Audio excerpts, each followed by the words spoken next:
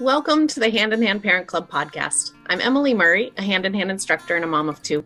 I'm Kathy Gordon, a single adoptive mom of a now young adult son, a hand in hand instructor, and we're both moderators of Hand in Hand's awesome membership program, the Parent Club. Every week we'll be answering a parenting question. You'll hear about Hand in Hand Parenting's powerful, respectful parenting tools. We'll share how they help you work with your child's feelings, especially when their behavior gets hard or confusing. You can feel good about using these tools. They've brought warmth and connection to our own families and to many thousands of families around the world who are using the hand-in-hand approach. That's why Hand in Hand and the Parent Club exist. We're here to support you and your family so you have more good, sweet, fun times together. This week, our question is around stay listening. When we're listening to our child's feelings, shouldn't I be doing something? What should I say when they're tantruming or crying?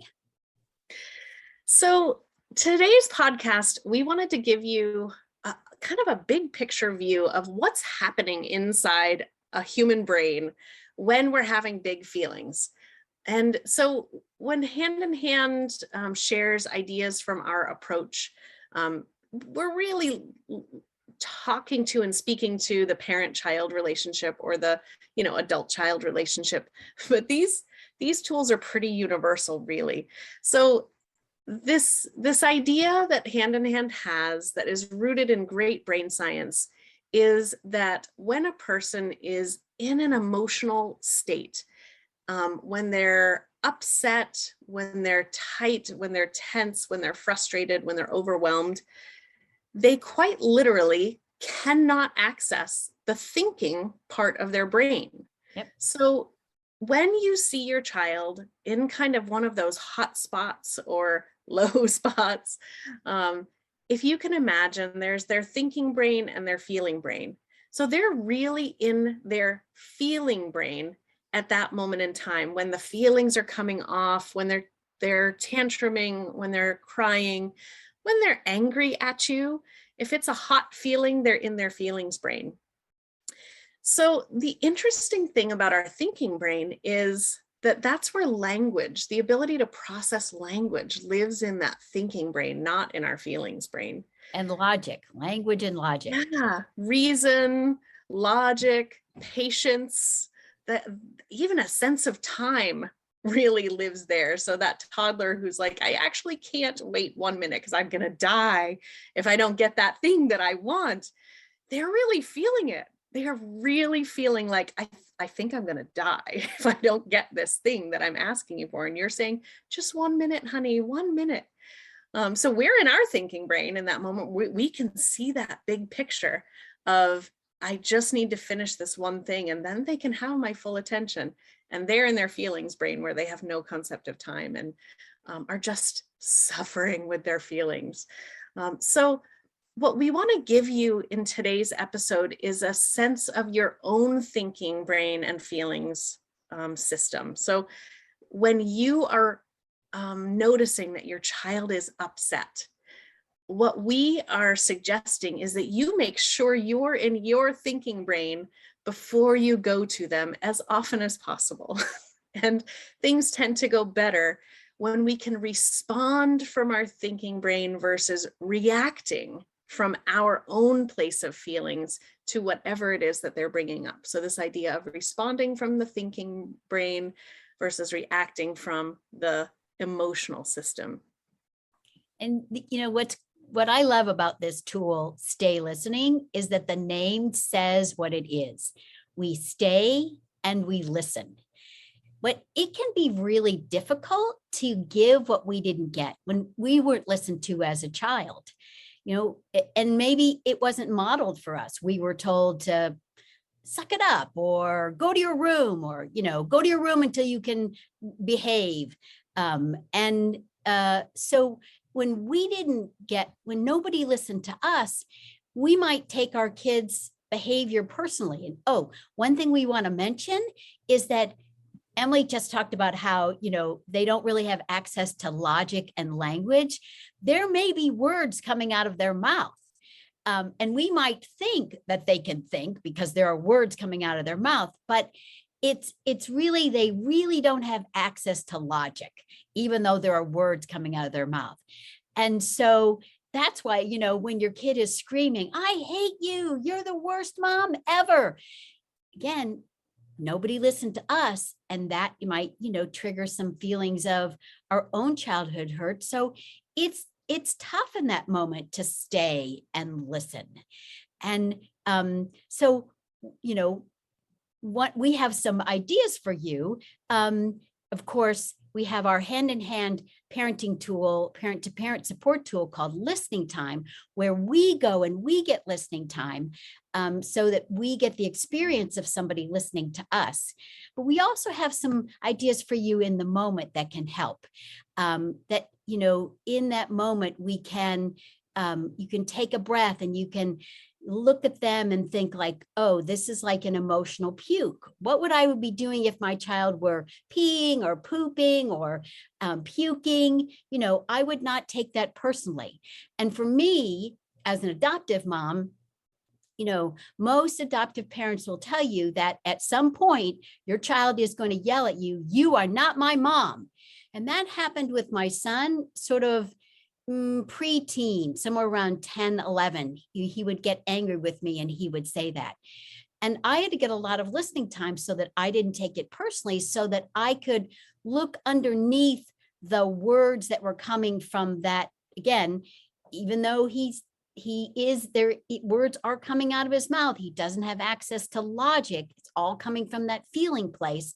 So if I could look underneath those words to see the hurt that he was expressing, then I wouldn't take his behavior personally. I could stay and I could listen to the hurt rather than, getting into getting upset and going into that feeling place myself. I could stay in my thinking place where I could stay and I could listen to him. Yeah, it's like sometimes in those moments, staying in our thinking brain means that we are listening to what's underneath the words. If we find ourselves being drawn into reacting to the words that they're saying, trying to explain or trying to justify or reason, then we know, oh shoot, I've slipped into the emotional swamp with you here. So what do we say? What can we say in that moment that really supports their natural, innate healing process, which is shedding tears, having a tantrum, a nice kind of sweaty release. Sometimes it's big laughter, but we're kind of focused on the tearful side or the upset side in this episode. We really want to kind of keep them in that space of that good work that they're doing. So what we first try to do is just not do things that engage the thinking brain. Like, let's not pull them out of it with something that's distracting, like a question, like, oh, are you actually angry that I was late to pick you up today? We're not going there just yet. With Stay Listening, first, we want them to clear out that good stuff. So step one is just don't engage the thinking brain. Stay with them in that emotional place where it is just feelings. And you can do that by just kind of murmuring, empathetic, validating things. Oh, I hear you. I'm sorry that's so hard. Yeah. I'm right here. Yep. We're going to get through this. Yeah, that sense of they have someone with them during this scary emotional experience that they're having. And that's tricky because we're socialized to fix it, distract it, crying is bad. And this is really a completely different way of thinking. It's a big paradigm shift to see the expression of emotions as a normal, healthy, useful process. So dipping into that, I'm just going to let this flow. I'm just going to listen. I'm just going to murmur these kind things. You really wanted that popsicle. I know. Oh, I'm sorry that broke. You really loved that. Rather than saying, actually, there's another toy right here that's identical. Like, we're not going to get into that just yet. So an example of this recently is my daughter attends, one of those gym classes where they jump all around the gym for a while. And it was an open gym time and she was with her friend. And she thought she was going to be able to play with her friend the whole time. And her friend had other ideas. She really wanted to work on a specific thing. And so my daughter kept trying to play and set up these play spaces. And then she'd look around and her friend was gone, working on the thing that she wanted to work on. And so, throughout the time we were, as parents, we were trying to help them figure it out and help them communicate well with each other about what they were doing. But my daughter just collected these upset feelings about her friend ditching her. And so on the ride home from the gym, my daughter could not let this go. It really had stuck into her system that she had been ditched and abandoned. And I made the mistake of, for the first half of the drive, continuing to try to explain that her friend just wanted to try to practice her own thing. And let's just understand that sometimes people have different blah, blah, blah, blah, blah. I mean, literally, I'm sure she was hearing my voice as like the Charlie Brown rah, rah, rah voice. So finally, the last leg of the trip, I'm like, oh, just listen, just stop talking and just listen. So I said to her, do you just need me to be on your side for a little while? Oh, the relief in her body. I saw it in the rearview mirror. She was like, yes. So I playfully was like, that jerk, I can't believe she did that to you. And we got into this like really almost playful, me hamming it up, being overly protective and overly angry on her behalf. Oh, she drank it in and tears were rolling down her face while she was kind of laughing and crying.